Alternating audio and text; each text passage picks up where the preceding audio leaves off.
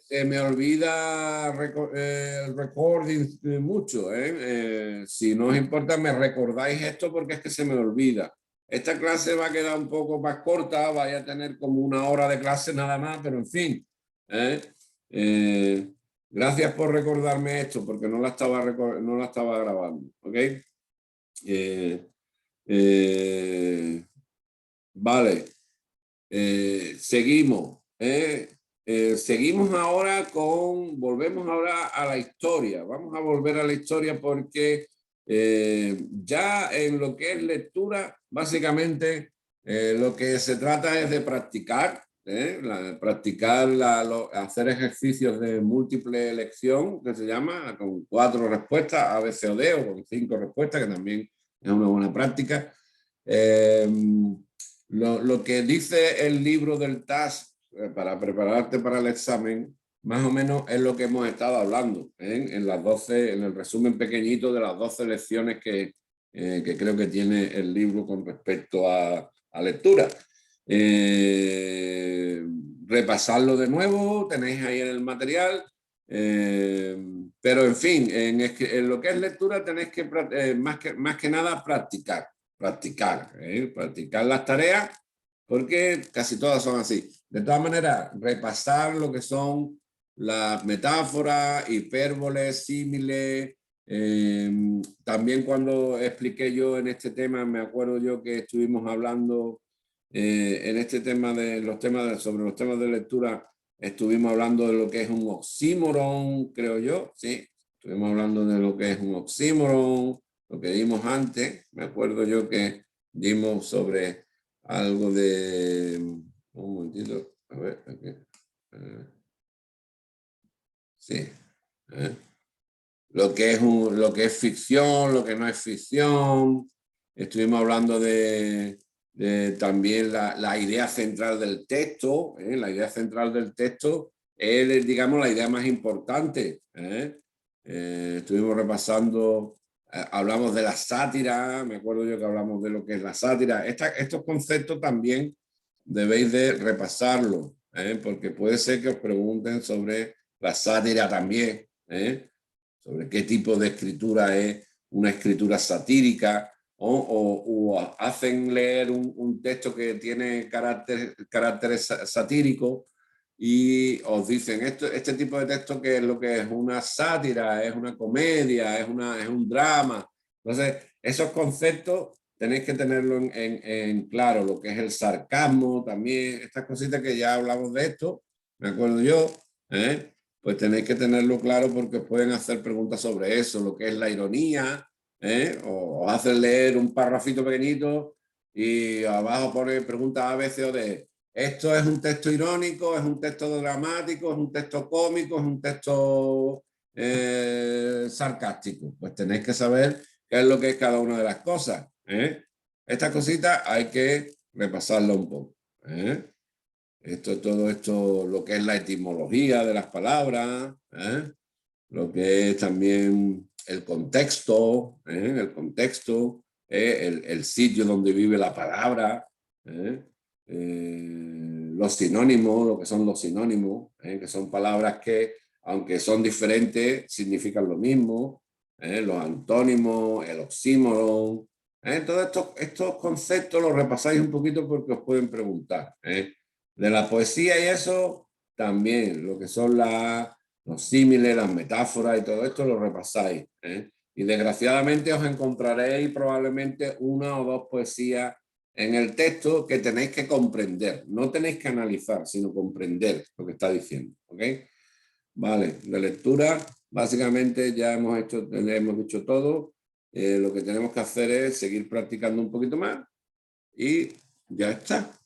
Y vamos ahora a lo que es la historia de Estados Unidos, que yo me acuerdo, estábamos por Martin Luther King, creo que íbamos por Martin Luther King, habíamos hablado de Kennedy, creo que comenté el asesinato de Kennedy, si no recuerdo mal. Estamos en el tema 7, son 8 temas, creo. Sí, 8 temas son de de historia de Estados Unidos, más un tema que tenemos que repasar de historia del mundo, que es el tema sobre la colonización. Yo me acuerdo que hablamos del baby boom, que dije yo que después de la Segunda Guerra Mundial, voy a compartir esto. Share the screen.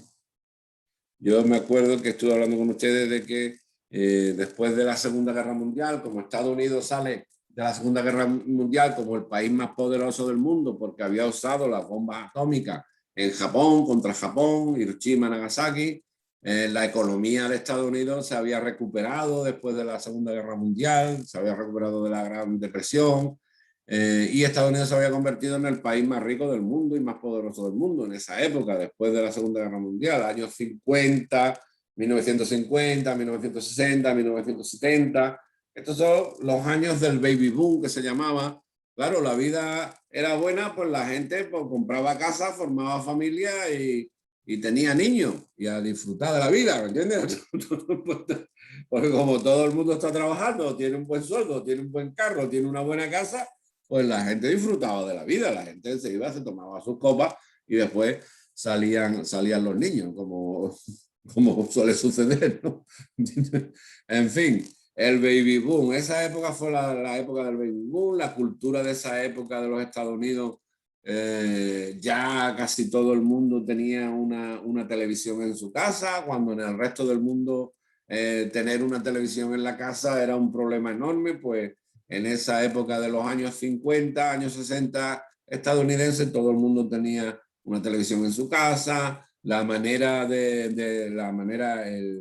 cultura musical de Estados Unidos, el rock and roll y todo esto se va expandiendo por el mundo. La juventud estadounidense no tenía mucho más tiempo libre, solo tenía que estudiar y tenía mucho tiempo libre, no tenía que trabajar como por ejemplo la generación de las personas que tuvieron que ir a la guerra, Segunda Guerra Mundial, o sea, la vida ya era más cómoda en los Estados Unidos, hay una expansión demográfica, la expansión urbanística de Estados Unidos es un poco extraña porque se expande alrededor de las autopistas. Las autopistas suelen cruzar el pueblo por la mitad. Normalmente en Europa, por ejemplo, esto no pasa. En Europa la autopista hay una circunvalación que se llama, va alrededor de la ciudad, no cruza por el medio de la ciudad. En Estados Unidos hay una dispersión urbanística de esta manera por el aumento de autopistas que sucedió en los años 50 por Eisenhower, que yo lo mencioné aquí. Eisenhower, digamos, es el artífice de la red de autopistas estadounidense. La idea de Eisenhower después de la Segunda Guerra Mundial fue modernizar este país, hacerlo el país más moderno, y necesitaba comunicaciones entre ciudades de la mejor manera, necesitaba buenas carreteras, y eso es lo que hizo Estados Unidos un país muy potente económicamente porque aceleró el mercado interior y también aceleraba las exportaciones, porque las mercancías llegaban a los puertos para ser exportados rápidamente. En fin, Eisenhower es uno de los grandes artífices, el presidente Eisenhower, de la bonanza de la economía estadounidense, de la manera de vida estadounidense que conocemos, de esta dispersión urbanística también, el ideal de la vida americana, ¿no? El sueño americano. Existió, el sueño americano existió, evidentemente. Aquí se hacían los mejores carros del mundo en los años 60, en los años 70. Ya no, ya no, ya me parece a mí que los alemanes van ganando la partida por ahí. Ya no. Pero en estos años el sueño americano existió y la gente vivía en una sociedad muy próspera y muy moderna. Hoy en día no existe ese sueño. ¿Por qué? Porque si tú te vas a comprar un apartamento te tienes que pegar 30 años pagando el apartamento. Esto en los años 50 no era así. No era así. No tenías que meterte en una deuda de 30 años para pagar tu casa, sino que había dinero, las casas no estaban tan caras, el real estate no había explotado todavía, o sea, no se había encarecido tanto y la gente tenía dinero en mano y compraba su casa en mano, ¿me entiendes? O sea, ¿cuánto es la casa? $15.000, toma, ahí los tienes. Esta casa es mía. Entonces, por ejemplo, mi suegro cuando estuvo viviendo, él vino aquí en los años 60, se fue a Chicago y compraba y vendía casa. O sea, él, aparte de trabajar en la fábrica, él compró y vendió varias casas, se mudó varias veces en el pueblo donde él vivía, en Gary, Indiana, por ejemplo, porque era posible, la gente ganaba dinero y tenía el dinero en efectivo para comprar su casa. Hoy en día no. Ese es el problema, uno de los grandes problemas de hoy en día, lo difícil y lo caro que es vivir. Bien, os mostré gráficos de este tipo, son gráficos de demografía, del GI Bill, de cómo aumentó la natalidad. Hablamos de la carrera espacial, de la competición con Rusia por conquistar el espacio. Dije que Estados Unidos había ganado esa carrera con el Apolo 11. También mencioné algo de que hubo problemas, sobre todo para los actores, las actrices de Hollywood. Esto fue un problema grandísimo porque hubo una especie de persecución, lo que se llamó la caza de brujas, por parte de un senador del Partido Republicano, en particular, el Joseph McCarthy, senador por Wisconsin. Él tenía la idea de que la gente de Hollywood estaba intentando cambiar la moralidad norteamericana, o sea, estaba intentando cambiar la manera de pensar norteamericana, y de que muchas personas en Hollywood, pues que eran unos liberales, que no tenían moral y que eran comunistas. Y entonces muchos actores sufrieron la persecución. Uno de los más famosos, Chaplin, él tuvo que abandonar el país, Chaplin, por ejemplo, pero también hubo muchos otros como Kirk Douglas, Burt Lancaster, un montón de actores y de actrices que fueron perseguidos por el senador McCarthy. O sea, tuvieron problemas con McCarthy porque decían que eran unos libertinos que vivían ahí sin ningún tipo de moral, y que eran comunistas, que simpatizaban con el comunismo. Entonces hubo una especie de caza de brujas que se llamó, una histeria colectiva, ¿no? De, uy, no, Estados Unidos se está convirtiendo en un país comunista porque no tienen moral ninguna, porque Johnny Weissmuller, el que hacía de Tarzán, pues tuvo 3 mujeres, por ejemplo. son personas que no tienen moral, que no tienen ningún tipo de escrúpulos y son gente que viven ahí como una especie de comuna que es Hollywood, que todo el mundo se acuesta con todo el mundo, etcétera, etcétera. Esa era la mentalidad de McCarthy. En fin, muchos actores sufrieron persecución en la era de McCarthy, sobre todo de los antiguos, como los que yo he mencionado. Chaplin, el más famoso, que se tuvo que ir de Estados Unidos. También Rod Hudson, que fue uno de los actores. Él murió de SIDA, fue verdad que murió de SIDA. Se lo estuvo acusando durante muchos años de ser gay, de ser comunista. También Kirk Douglas, Burt Lancaster, muchos actores muy famosos que tuvieron la persecución de este tipo. En fin, y aparecían cosas en los periódicos como esto, ¿no? Como que la libertad estadounidense está en peligro y que había que cuidar porque Estados Unidos estaba en peligro, un peligro interior, sobre todo por los actores que eran muy malos y eran muy libertinos.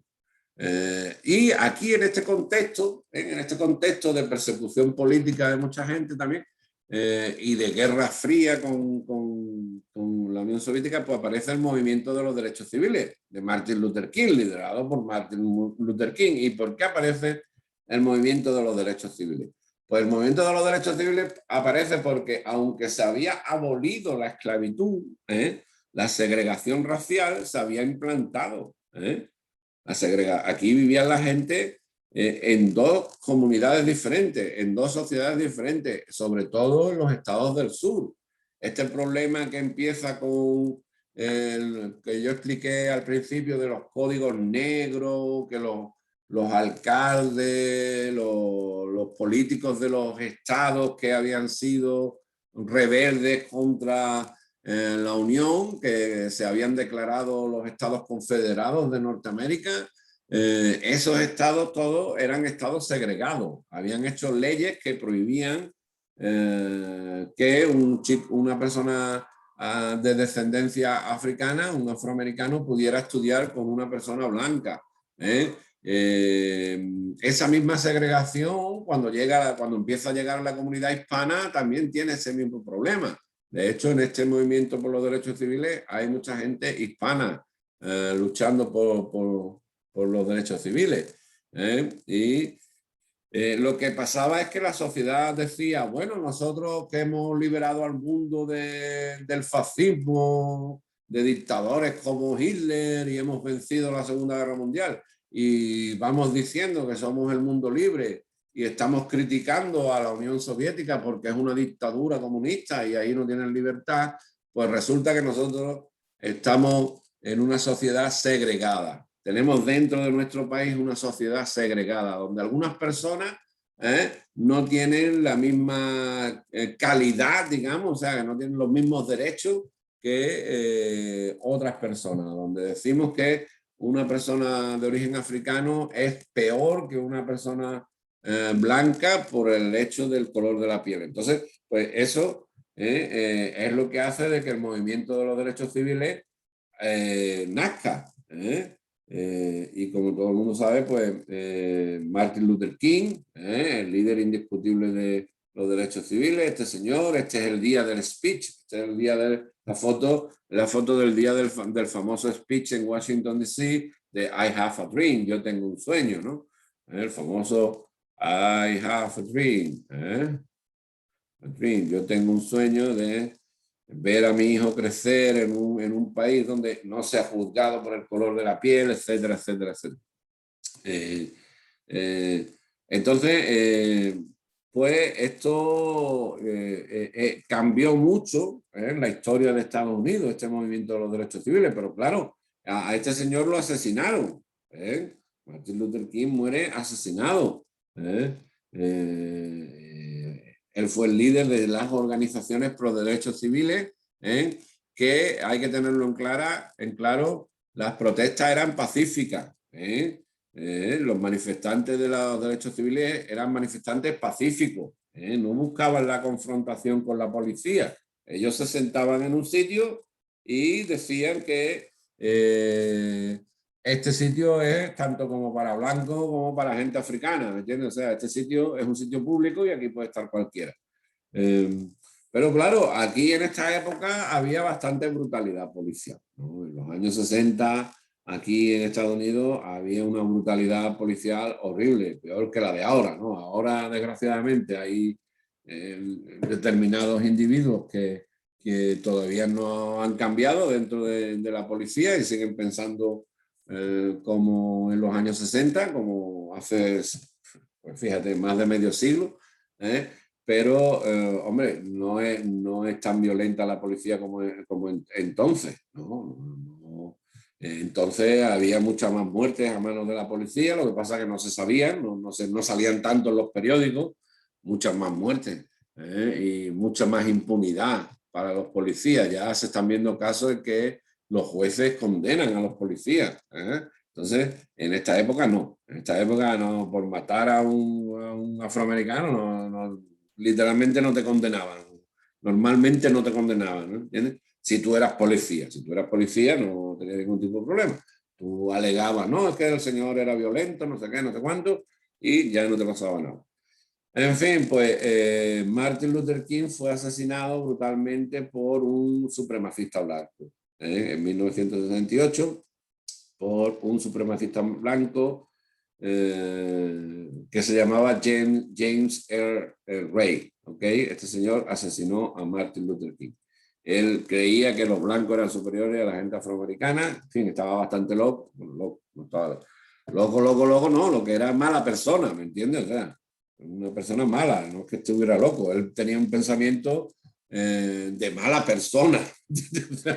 No es que fuera un tipo que hacía locuras, no. Él fue directamente a asesinar a Martin Luther King y lo asesinó. ¿Ok? En fin. Pues después de Martin Luther King, pues tenemos a Rosa Parks, muy famosa dentro del movimiento de los derechos civiles, el famoso boicot de los autobuses de Montgomery, Alabama, en Montgomery, Alabama, Montgomery, un pueblo de Alabama, en que la segregación era lo normal, como en la mayor parte de los pueblos de los estados del sur, donde se había practicado desde después de la guerra civil estadounidense. Pues en estos estados, pues los restaurantes, los cines, las lavanderías, los autobuses y todos estos espacios, pues estaban segregados. Tú no podías ir a una lavandería de gente blanca, no podías ir a un restaurante de gente blanca, ¿ok? Pues era así, era legal estar segregado. Y Rosa Parks, pues un día, ¿no?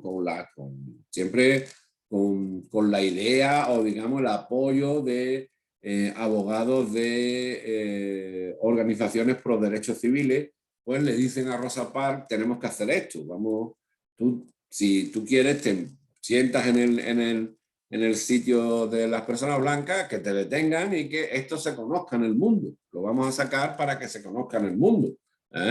Y efectivamente, Rosa Parks pues, se sentó en los primeros asientos de un autobús donde estaba prohibido el que las personas de descendencia afroamericana se pudieran sentar. Y no le cedió el asiento a este señor que era blanco. En fin, pues a Rosa Parks la detienen, la arrestan porque estaba contraviniendo una ley del Estado. Ella estaba rompiendo la ley del Estado, no la de la Federación de Estados Unidos, no la de la ley federal, no, la ley del Estado. Y el arresto de Rosa Parks pues, causó el boicot por parte de la comunidad afroamericana de la compañía de autobuses. Esto hizo que la compañía de autobuses rectificara la política y dijera, si no aceptamos de que las personas afroamericanas se sienten donde quieran en los autobuses, tenemos que cerrar la empresa de autobuses porque en los autobuses los únicos que la mayor parte de nuestros clientes son gente afroamericana, no son gente blanca que tienen carros, que tienen una buena vida y no necesitan el autobús. En fin, pues estuvieron más de un año los afroamericanos, la comunidad afroamericana, sin utilizar el autobús en Montgomery, Alabama, hasta que la empresa, digamos, de la ciudad, la empresa de la ciudad de Alabama, dice o cambiamos la política o tenemos que tirar los autobuses al basurero. Y cambiaron la política, ¿ok?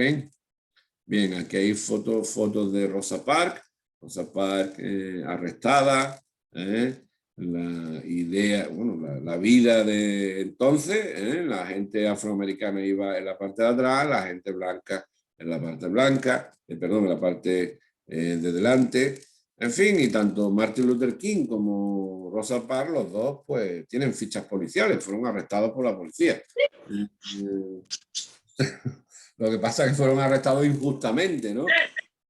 Entonces, pues muy interesante, sobre todo Martin Luther King, las cartas que él escribe desde la cárcel de Birmingham, que él estuvo un tiempo arrestado en Birmingham, y escribió unas cartas muy interesantes que yo las recomiendo que la gente las lea. Las protestas eran pacíficas, pero normalmente no acababan pacíficamente. Normalmente eran protestas represaliadas, ¿no? Por la policía bastante violentamente. En este caso, pues con los perros, cuando no con los perros, con la porra, en fin. Pues yo pongo esta foto antigua aquí y pongo esta que es moderna y veo como que no ha cambiado mucho el aspecto de las personas que son detenidas y las personas que son los que detienen. O sea, estos señores siguen siendo blancos y estos señores que son arrestados siguen siendo gente afroamericana hoy en día. Y claro, esto pues le da a uno mucho que pensar en si ha cambiado la cosa o no ha cambiado. Bueno, caso importante también que preguntan seguro.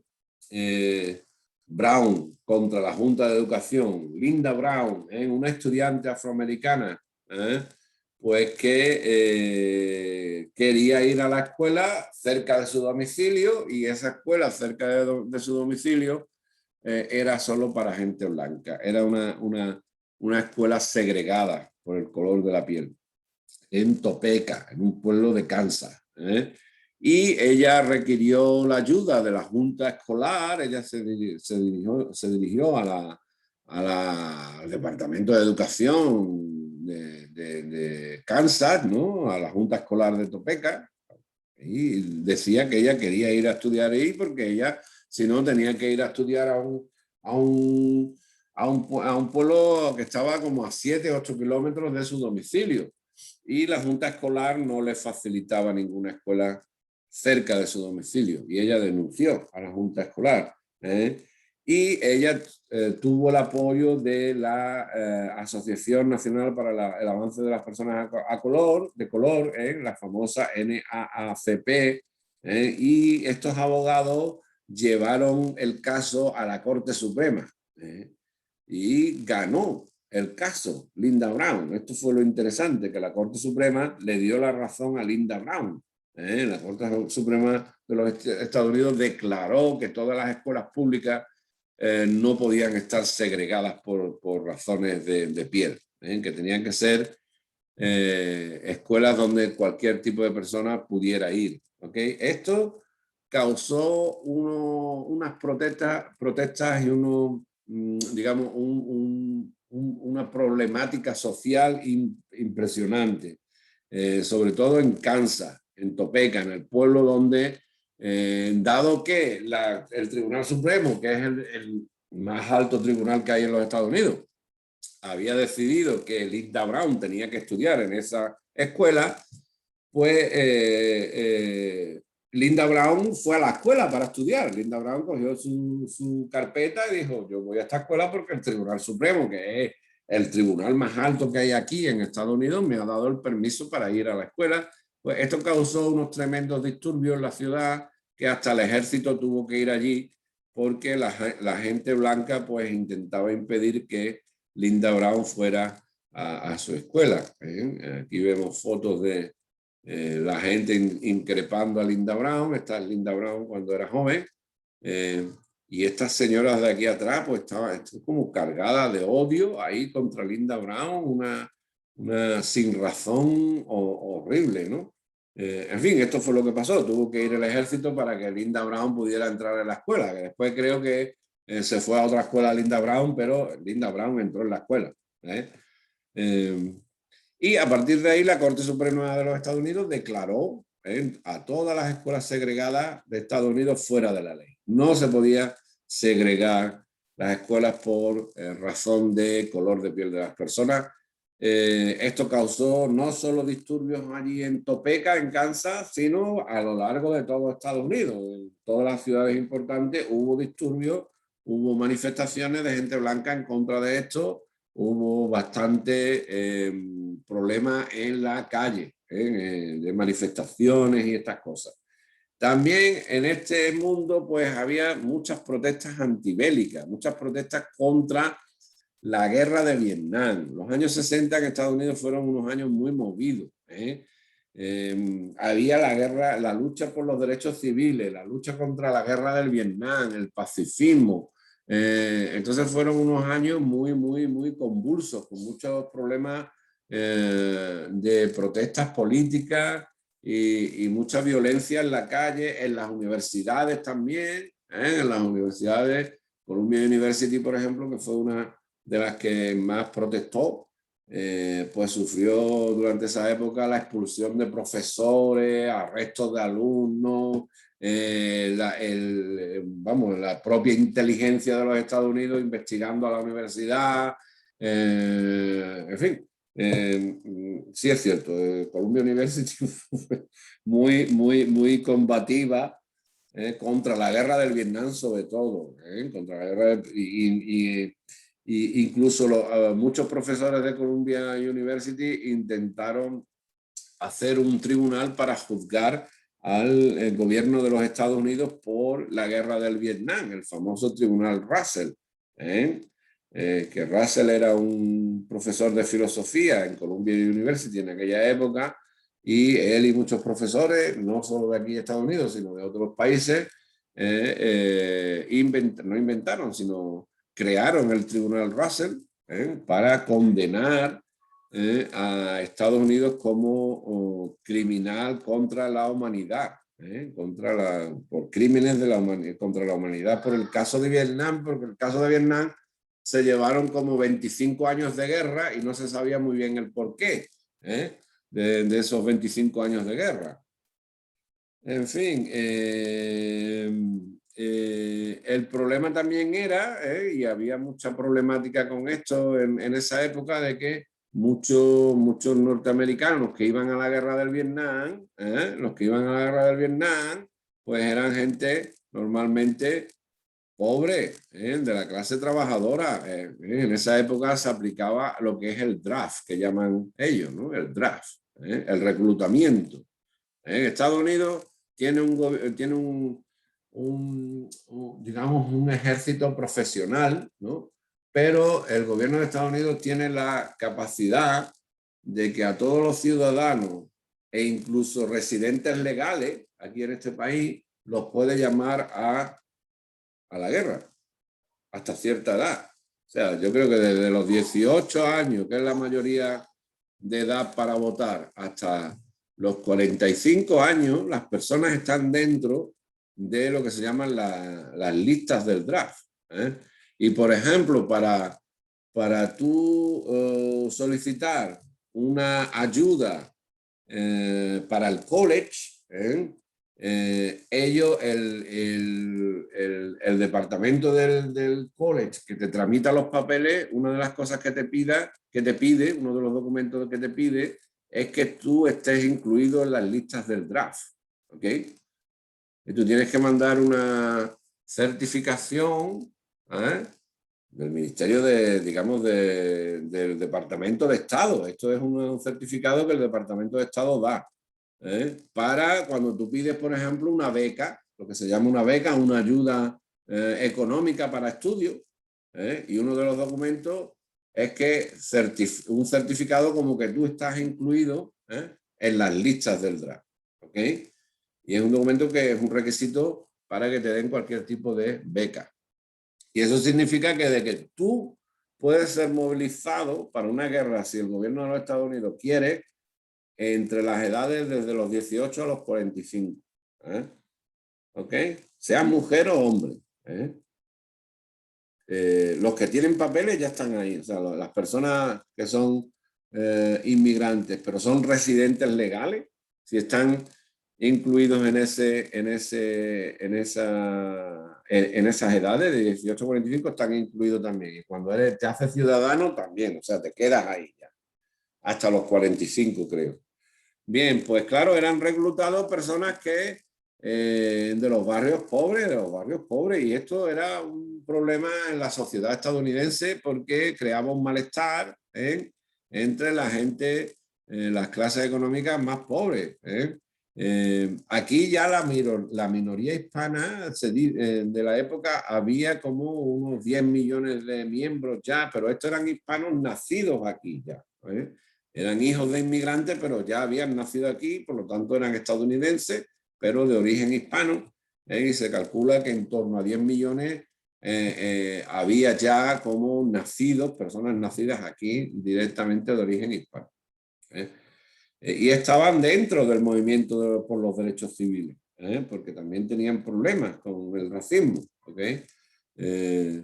Otro fenómeno muy interesante del movimiento de los derechos civiles fue los Freedom Riders. Esto también os suelen preguntar de los Freedom Riders. Esto, los viajeros por la libertad, estos eran grupos de estudiantes de universidades del norte de Estados Unidos, normalmente de la parte de Nueva York, Massachusetts y toda esta, donde están todas las universidades importantes aquí en este país. Está Princeton, Georgetown, que está en Washington, está Princeton en Pensilvania, Columbia en Nueva York, Harvard en Connecticut, el MIT también en Connecticut, ¿no? Massachusetts, no, perdón, en Massachusetts, el Massachusetts Institute of Technology, el MIT, son las universidades, digamos, más importantes. Yale, que también está por ahí, está Yale, todas las universidades más importantes están en la zona del norte y el este, el noreste, digamos que por donde primero entraron los famosos colonizadores al principio, los Pilgrims, pues ahí es donde se fundaron las universidades más importantes. Y de ahí se mandaban estos autobuses, ¿no? Se mandaban estos autobuses hacia el sur, con estudiantes afroamericanos, con estudiantes blancos, con personas hispanas, iban todos en el mismo autobús intentando demostrarle a las personas de los estados del sur de que no pasaba absolutamente nada porque uno viajara con una persona afroamericana al lado o una persona hispana al lado, que no le iba a pasar nada. Entonces, claro, todos estos chicos eran estudiantes, llegaban a los estados, a los pueblos del sur, y acababan todos mal, ¿no? Muchos de ellos eran arrestados. Estos eran los Freedom Riders, iba gente de todo tipo, afroamericana, gente blanca, gente hispana. Pues todos los autobuses normalmente acababan quemados por la gente de los pueblos y a todos los estudiantes arrestados. Todos arrestados, ¿ok? Y esa es la historia de los Freedom Riders. Intentaban concienciar a la gente del sur de que no era malo viajar en un autobús con personas de cualquier tipo de color, pero tuvieron muchos problemas con las autoridades de los pueblos del sur de Estados Unidos. Bien, las manifestaciones contra la guerra del Vietnam, hubo muchos estudiantes, sobre todo, estaban implicados en estas manifestaciones. ¿Y por qué protestaban? Pues protestaban por una sencilla razón, porque ya en esta época la guerra era televisada. Ya la guerra es como la última guerra de Irak que hemos visto, ¿no? Por la televisión, ¿no? O la guerra con el Libia, ¿no? Que vemos la guerra directamente por la televisión. Y esto empieza ya aquí en esta época. La guerra del Vietnam fue una guerra televisada. ¿Qué es lo que pasó esto? ¿Qué pasó aquí? Pues que estas imágenes llegaban diariamente a los hogares estadounidenses. Claro, los hogares estadounidenses pues decían, ¿por qué estos niños están huyendo de los soldados de nuestro ejército? Los soldados de nuestro ejército no están allí para asustar a los niños, sino están allí para evitar el avance del comunismo y de que el comunismo no se convierta en una dictadura en Vietnam. Se supone que nuestros soldados no están ahí para asustar niños.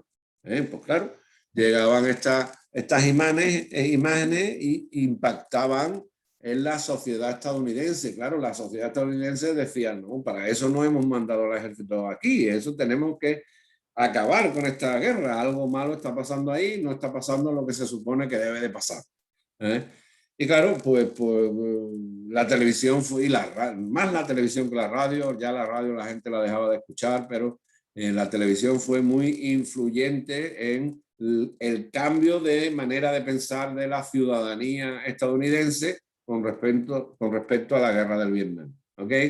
Y también aquí, en esta época, pues hay unos avances sobre los derechos de la mujer, ¿no? La mujer aquí estadounidense se hace muy importante porque ya no se queda como ama de casa nada más con las labores del hogar, no, ya aquí ya entra dentro del mercado laboral. Es muy importante en esta época que ya desde la Segunda Guerra Mundial, incluso de antes, había empezado a entrar dentro de lo que es el mundo del trabajo, en las fábricas, en determinados sitios, en determinadas posiciones, y en los años 60 pues hay muchas más mujeres que trabajaban y por lo tanto demandaban mejoras de su salario, mejoras de determinados derechos que no tenían en esa época. Entonces, en esta época se aprueba, estas son las cosas que después preguntan, la ley del salario igualitario, la ley del salario igualitario, es de esta época, de los años 60. Esta ley pues dice que una mujer y un hombre deben de cobrar lo mismo por el mismo trabajo. Antiguamente no era así. Antiguamente la mujer pues cobraba menos por el hecho de ser mujer, haciendo el mismo trabajo. Entonces en los años 60 se aprueba esta ley aquí en Estados Unidos y fue uno de los primeros países donde se aprueba esta ley. Y dice, no, esto no es así. Las mujeres, si una mujer es policía, debe de cobrar lo mismo que un hombre policía, no se le puede pagar menos, ¿me entiendes? O sea, tiene que cobrar lo mismo.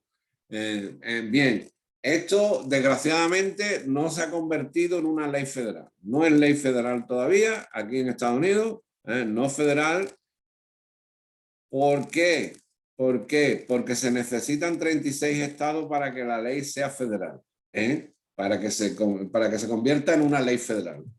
Y desgraciadamente no hay 36 estados que hayan hecho la ley. Hay como 35 o 34 estados que tienen la ley de salario igualitario, donde uno puede trabajar y cobrar lo mismo, sea hombre, sea mujer. Pero no todos. Entonces hay estados que no tienen esa ley. O sea, quiere decir que si tú vas a ese estado y tu jefe te paga menos y tú le preguntas a tu jefe por qué le está pagando menos que a tu compañero que hace el mismo trabajo, que es un hombre, pues el jefe te va a decir, no, es que aquí las mujeres cobran menos y te tienes que aguantar. ¿Ok? Porque no es federal todavía, desgraciadamente, ¿ok? También se aprueba la ley prohibiendo la discriminación laboral. Esto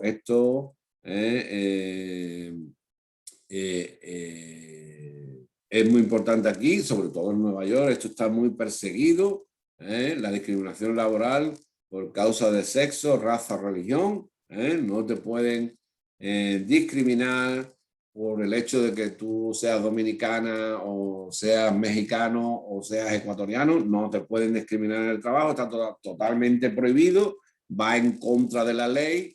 De hecho, hay oficinas federales donde esto se puede denunciar en el mismo Department of Labor. Tú puedes denunciar eso en el Department of Labor. Y a tu jefe le cierran el negocio. Se mete en un problema muy gordo si te discrimina por cuestiones de sexo, raza o religión. Ley prohibiendo las escuelas segregadas por lo de Linda Brown, ¿no? En el sistema, segregadas por sexo, no solo por el color de la piel, sino que las escuelas públicas no podían ser solo para nenes o solo para nenas, sino nenes y nenas tenían que ir a la escuela pública, aparte de que el color de la piel de las personas, de los nenes y las nenas, ya no influía. No influía. Esto pasa en los años 60. Hombre, esto está bien en cierta manera, pero está bien porque es una escuela pública, pero vamos, que te digo yo que cuando los niños ya empiezan con 13, 14 años, empiezan las hormonas ahí a darle vuelta a la cabeza y no sé yo si es mejor poner a un nene con los nenes, las nenas con las nenas y que ya más para adelante se unan ellos, porque por lo menos en el high school, en el high school, la verdad es que hay una división de opiniones aquí, porque mira, cuando tiene unos 14, 15 años, lo que quiere es descubrir la vida, ¿me entiendes? Entonces, ¿qué es lo que pasa cuando están los nenes y las nenas juntos en los high school? Que desgraciadamente no tienen la información suficiente en relación a la procreación humana y resulta que las nenas se quedan preñadas. Entonces, es un problema, ¿me entiendes? También, o sea, que hay que tener cuidado con eso. Pero vamos, que yo entiendo de que esto está bien lo de que las escuelas no sean segregadas tampoco por sexo, ¿ok? En fin, o no pienso, porque estos son casos que son muy comunes, lo de que las nenas se quedan preñadas en el high school, eso es muy común, o sea que eso es un problema que existe todavía y existe en todas las comunidades, o tanto comunidades hispanas, afroamericanas, como comunidades de gente blanca, que la nena manda a la nena a la universidad al papá y viene la nena de la universidad con la barriga y el niño ya va a parir, ¿me entiendes? Entonces, y claro, en fin, eso sigue pasando. Aquí hay en esta época hay mucha liberación de la mujer, eso es cierto. Hay muchos movimientos de liberación de la mujer, movimientos feministas que se instauran y cogen, ya estaban desde antiguo, desde la Seneca Falls, desde el tiempo del abolicionismo, pues ya había movimientos por los derechos de las mujeres aquí, movimientos feministas en Estados Unidos. Pero ya aquí en los años 60 pues se hacen muy fuertes, ¿no? Y ejemplos del feminismo de los años 60, pues Nancy Pelosi. Nancy Pelosi es la mujer más poderosa que hay en Estados Unidos hoy en día, después digamos, de Kamala Harris, ¿no? O sea, entonces, pues son movimientos que en su época surgieron y están dando el fruto, vemos el fruto de esos movimientos hoy en día. O sea, la mujer estadounidense es una mujer que tiene mucho poder, mucho poder, mucho poder. ¿Ok? En fin, pues lo que reclamaban en esa época, pues, era simplemente, pues, equal jobs, equal pay, o sea, el mismo trabajo, mismo pago, mismo salario, ¿ok? También la comunidad hispana, líderes como Dolores Huerta, que fue la presidenta del United Farms Workers, el sindicato de los trabajadores del campo, fue una persona muy influyente en el movimiento de los derechos civiles junto a Martin Luther King y también César Chávez, ¿no? Estos líderes de trabajadores del campo, sobre todo en la parte de California, fueron gente muy influyente en el movimiento de los derechos civiles. Aquí lo vemos con Kennedy, con uno de los Kennedy. Y claro, hay una unión aquí entre Kennedy, la administración Kennedy, el Partido Demócrata y todos estos líderes de los derechos civiles, tanto Martin Luther King como Dolores Huerta, César Chávez y toda esta gente que estaba a favor del movimiento de los derechos civiles. También el famoso Malcolm X, ¿no? Lo que pasa que Malcolm X tomó una vertiente un poco más violenta. Malcolm X en verdad tuvo una infancia muy mala, tuvo una juventud muy mala, pasó mucho tiempo en los correccionales de gente joven, pero en fin, también era parte de todo este movimiento. Lo que pasa que era más bien un movimiento, el de Malcolm X era un movimiento pro-militar, o sea que él no eran movimientos pacifistas. Malcolm X no era pacifista, Malcolm X ya era un poco más de si tú matas a dos afroamericanos, yo mato a dos blancos. Entonces eso era un problema también bastante gordo de la época. Desgraciadamente también asesinaron a Malcolm X. De la idea de Malcolm X pues salen los grupos como los famosos Panteras Negras, los Panteras Negras, the Black Panther Party. Esto era un partido político, las Panteras Negras, y era un partido político en realidad, pero también tenían como una especie de ejército, sobre todo en los barrios de afroamericanos. Pues ellos haciendo uso de la segunda enmienda, la enmienda número 2, pues ellos patrullaban por su cuenta armados con los barrios de las personas afroamericanas porque desconfiaban de la policía, porque la policía los estaba asesinando. Entonces, muchos de los Panteras Negras acabaron con conflictos, con tiroteos con la policía, básicamente. Y acabaron en cárceles o exiliados en otros países, ¿no? Caso muy famoso de una chica afroamericana que todavía está en Cuba, está en Cuba exiliada y no puede volver porque está acusada de haberle disparado y haber matado a dos policías en Nueva Jersey. Que ella dice que no lo hizo, en fin. Pero vamos, allí está en Cuba y no creo que la saquen de Cuba. Esa es la famosa, ¿cómo se llama esa chica? Assata Shakur. Esta es la tía o madre de un rapero que también mataron. Esta chica. Esa está en Cuba. En fin, la administración de Kennedy. La administración de Kennedy pues tenía el apoyo del movimiento de los derechos civiles. Perdón, Kennedy apoyó el movimiento de los derechos civiles de Martin Luther King. Kennedy es el que, en cierta manera, propone que se haga esa ley de los derechos civiles que estaba Martin Luther King luchando para que eso existiera. Claro, esto implicó una enemistad muy grande contra la familia Kennedy por parte de mucha gente, sobre todo el Partido Republicano. El Partido Republicano, que ya para esta época, desgraciadamente, se había convertido en un partido bastante racista, pues Kennedy se enemistó con mucha gente por esa cuestión de que él en su programa de político para acceder a la presidencia llevaba esa idea de el movimiento de Martin Luther King lo tenemos que convertir en una ley, tiene que ser una ley, esto federal para todo el mundo. Claro, esto le provocó muchos problemas, también el problema de los misiles de Cuba, la crisis, la famosa crisis de los misiles soviéticos de 1962 en Cuba. Y estos dos problemas al presidente Kennedy, que duró bastante poco la presidencia, del 61 al 63, porque lo asesinan como a Lincoln asesinan al presidente Kennedy. Claro, el presidente Kennedy tiene estos dos problemas. Tiene de que él apoya al movimiento de Martin Luther King, diciendo de que las personas afroamericanas tienen que tener los mismos derechos que las personas blancas, y también la crisis con Cuba, porque Cuba se había aliado con Rusia, antiguamente era la Unión Soviética, ahora es Rusia. Cuba se había aliado con Rusia y los rusos habían instalado una base de misiles nucleares apuntando hacia Estados Unidos. ¿Por qué hicieron los rusos eso? Porque los estadounidenses lo hicieron antes en Turquía. Los rusos, desde entonces está el problema con Rusia. O sea, en Turquía los estadounidenses tienen una base de misiles desde mucho antes de apuntando hacia Rusia.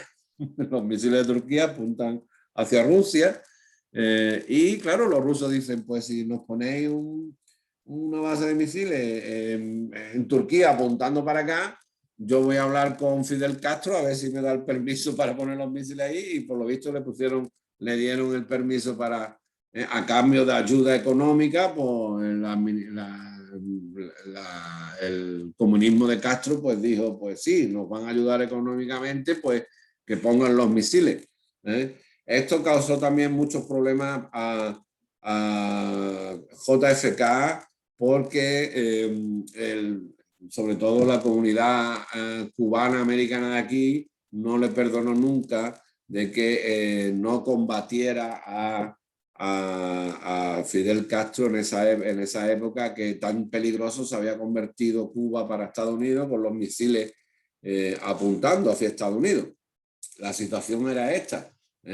La crisis de los misiles era esta. O sea, no se sabe si están ahí todavía o no están, pero vamos, que en aquella época la base de misiles estaba aquí, y todos estos misiles estaban apuntando, y eran algunos que tenían largo alcance de hasta 2000 millas, creo que tenían algunos de alcance. O sea, como mínimo esos misiles hubieran destruido ciudades como Miami rápidamente, rápidamente, enteramente. Miami lo hubieran borrado del mapa totalmente, sin ningún tipo de problema en aquella época. Claro, las personas de origen cubano que habían en Miami y todo eso, lo que esperaban es que la administración Kennedy invadiera Cuba e hiciera algo contra esto y cambiara el régimen cubano para un régimen democrático. Y Kennedy no podía hacer eso porque se estaba enfrentando a una potencial guerra nuclear que hubiera podido acabar con el planeta. Y eso jamás se lo perdonó la comunidad cubana a JFK. Entonces, esos dos problemas de Martin Luther King más los misiles cubanos, pues acabaron con el asesinato del presidente Kennedy, que esto hay imágenes en directo del asesinato, hay muchos vídeos por parte de Lee Harvey Oswald, que fue el que hasta ahora se sabe disparó al presidente Kennedy asesinándolo en un meeting, a la salida de un meeting en Dallas. ¿Okay? En fin, hay muchas fotografías, muchas películas sobre el asesinato de Kennedy. Aquí ya el presidente yace muerto, la esposa del presidente salta porque el guardaespaldas le estaba diciendo sal de ahí del auto porque te van a disparar también. En fin, y este señor que asesinó a Kennedy, pues también acabó asesinado, cuando están trasladando a este Lee Harvey Oswald de un centro, de una comisaría, de un police station hacia la corte, el Jack Ruby, este señor llamado Jack Ruby, acaba con la vida de Harvey Oswald. ¿Ok?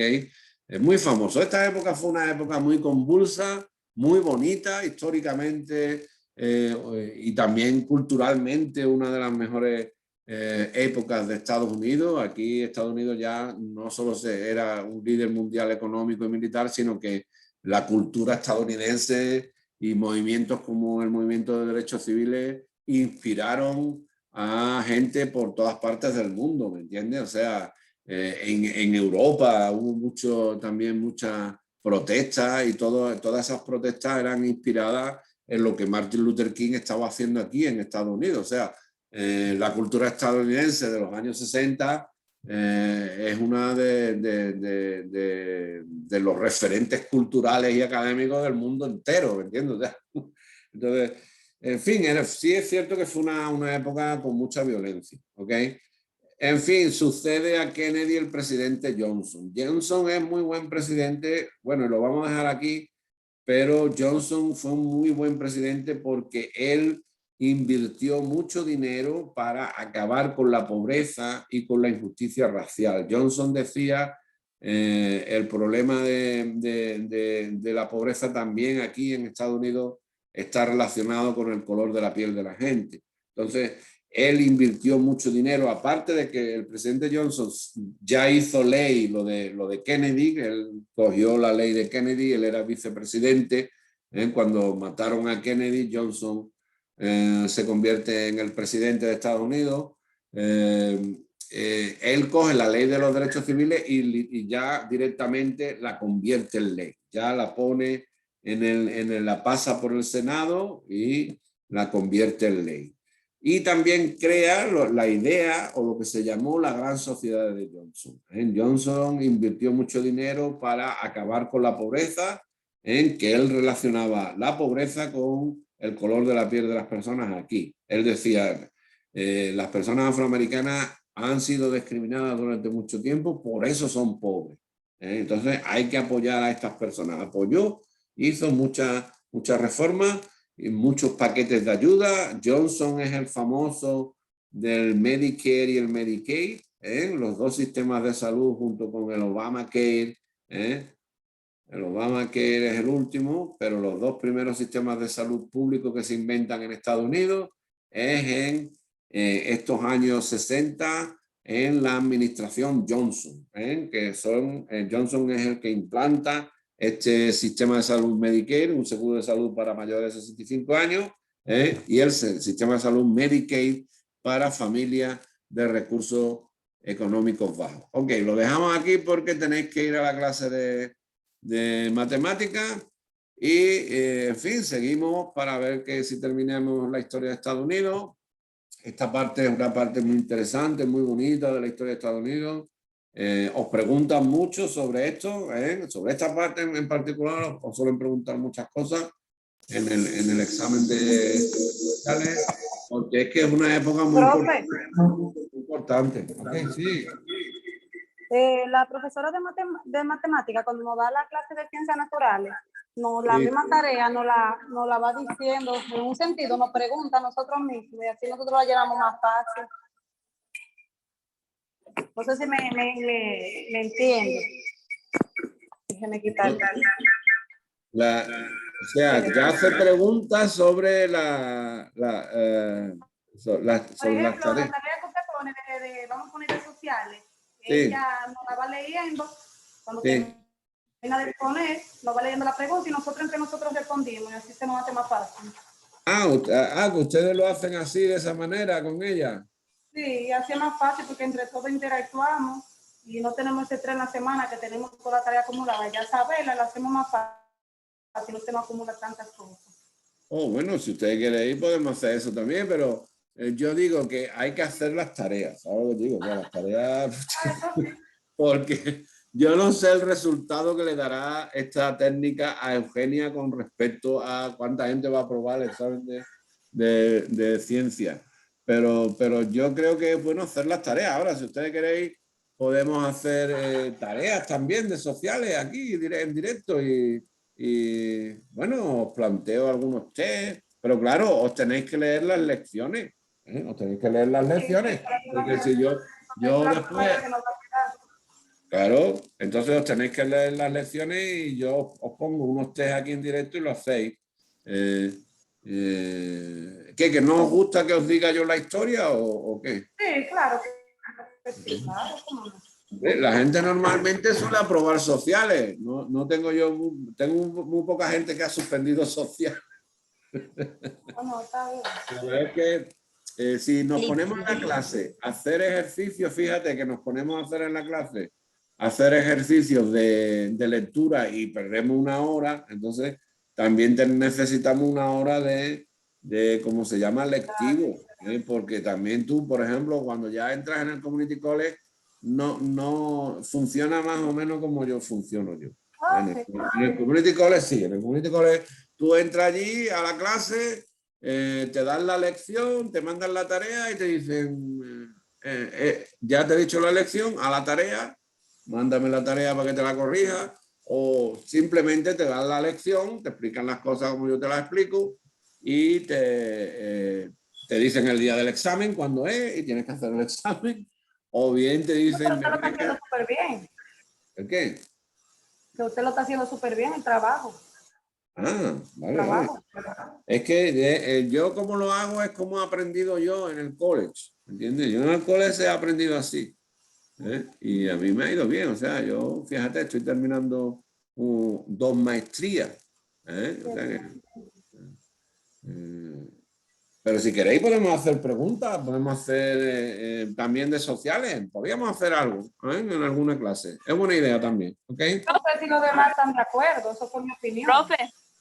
Sí, dime. Sí. Una pregunta. Sí. Por ejemplo, digamos un indocumentado, si quiere estudiar nursing, enfermería, Sí. ¿verdad que no le valen los estudios o le dan el diploma? Ok, tú para estudiar nursing, primero tienes que tener la secundaria, que es el GED. Una vez que tú entras, una vez que tú tienes el GED, aplica para el Community College. Y en el Community College tienes que estar como mínimo 2 años y medio estudiando.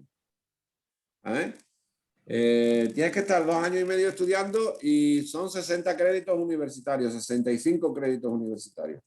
Y ya tú puedes ser enfermera. Sí. Puede ser enfermera como una buena categoría de ya de que te pueden decir que, bueno, no, jefa de enfermería ya tienes que hacer el bachelor.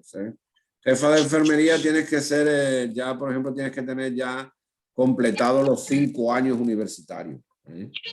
Es tener el grado universitario en enfermería.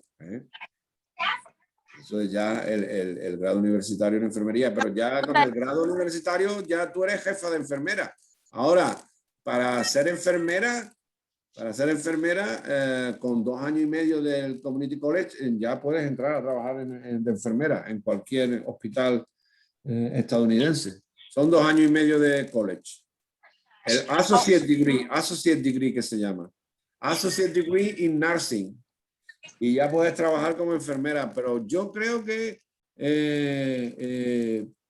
para ser, sí, no, porque aquí en Colombia tienen, no, lo que tienen en Colombia, sí, no, lo que tienen en Colombia, en Columbia University, es que en Columbia University tienen un post bachelor que se llama, pero son esa gente que ya se quieren meter para jefa de enfermera, o sea, para manejar a todas las enfermeras de un hospital. Ok. Entonces ya, eso es ya el grado universitario en enfermería, que son, Más aparte alto, de, claro. sí, aparte de los 2 años y medio del Associate Degree in Nursing, que con ese ya puedes entrar de enfermera, eso ya, pues el médico te dice lo que tiene que hacer, o la jefa de enfermería te dice lo que tú tienes que hacer, y tú tienes cuidado de los pacientes y todo el rollo ese. Pero ya para tú estar como jefa de enfermera, diciendo a este enfermo le tienes que estar dando esto, a este enfermo le tienes que estar dando lo otro, a este enfermo le tienes que... Ya eso es el grado universitario. Ya esa es la carrera entera de enfermería, pero con el Associate, que es un grado asociado, son 2 años y medio de universidad, ya puede entrar de enfermero. En Hostos tienen esos grados. En Hostos dan Associate Degree, en todos los Community College de New York dan grados asociados que son perfectamente válidos después para si tú quieres seguir estudiando la carrera de enfermería y hacerte jefa de enfermera, porque esos 65 créditos que te dan te los convalidan en el grado universitario. El grado universitario son 125 créditos y el Associate Degree son 65 créditos. Entonces, esos 65 créditos para tu grado universitario, para tu licenciatura universitaria, te valen, o sea, te los convalidan para... tú empiezas a una carrera para licenciatura universitaria con 60 créditos ya de la Associate Degree. Por lo tanto, en todos los community colleges, para tú trabajar de enfermera, el nursing, el Associate Degree en nursing es perfecto. Eso es perfecto. Ahí tienes que estudiar mucha ciencia, mucha ciencia, mucha matemática. Aparte de que ahí tendrás que dar también algunos cursos de historia americana, algunos cursos de literatura. Tienes que dar un currículum básico, que son 25 créditos básicos de historia de Estados Unidos o historia del mundo, en literatura, English Writing 1, English Writing 2. Tienen una parte de los 60 créditos que es como ampliar tu cultura general, que es lo que estamos haciendo en el high school, que es lo que se hace con el general, el GED. Es cultura general, es una básica general, digamos. No básico, sino estudios medios de cultura general. Y en el Associate Degree tienes que hacer como 25 créditos más de matemática, algo de ciencia, y después ya cuando te meten en el nursing, son todos cursos que son, son cursos de medicina. Son cursos que tienen que ver mucho con ciencia. Con ciencia. Entonces tú te haces un Associate Degree in Science. In Science. ¿Okay? Bueno, os dejo. Cualquier duda, Perfecto, me profe. escribe al email y yo te lo explico, o al WhatsApp y yo te lo explico, ¿ok? Vale. Perfecto. Gracias. Buen día a todos. Hasta luego. Portarse bien.